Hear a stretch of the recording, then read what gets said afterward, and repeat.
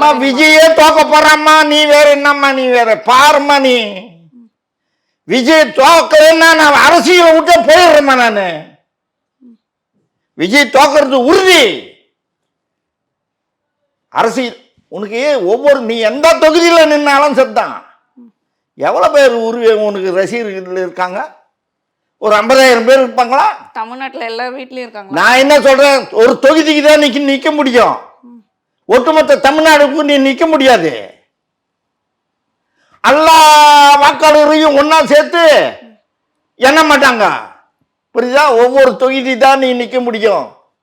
ஒரு தொகுதியில உனக்கு 1,00,000 பேர் இருக்காங்கன்னு வச்சுக்க, ஓட்டு 50,000 பேர் இருக்காங்க. ஓட்டு 50,000 ஓட்டு கழிச்சா போட்டாக்க போயிடு கழிச்சிருக்கே. 3வது ஆளா வருவேன். இப்பவும் சொல்றேன், இப்பவும் தீர்க்கமா நான் அரசியல் தெரிஞ்சவன் படிச்சவன். நான் அனைத்து இந்திய அண்ணா திராவிட முன்னேற்ற கழகத்தினுடைய முதல் முதலமைச்சர் யாருன்னு இந்த விஜய் தெரியுமான்னு சொல்லுங்க. அந்த லூசு பையனை சொல்லுங்க. அவனுக்கு தெரியாதுங்க. யார் யாருன்னு கேட்பான் 4 பேர்கிட்ட. அவனுக்கு தெரியாது. இப்ப நான் சொல்றேன், அனைத்து இந்திய அண்ணா திராவிட முன்னேற்ற கழகத்தினுடைய முதல் முதலமைச்சர் பாண்டிச்சேரி ராமசாமி. அவர் தான் முதலமைச்சர் முதல்ல. அதுக்கப்புறம்தான் புரட்சி தலைவர்.